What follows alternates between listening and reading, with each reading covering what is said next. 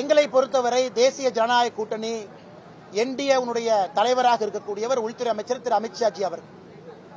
உங்களுக்கு தெரியும் 2014 என்டிஏவுடைய தலைவராக இருக்கிறாங்க.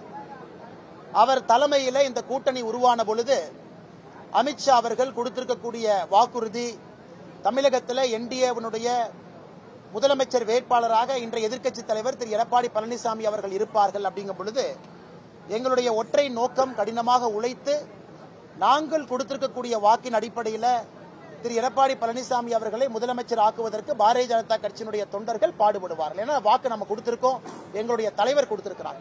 அதற்கான எல்லா முயற்சியும் எடுத்துக்கிட்டு வர்றோம்.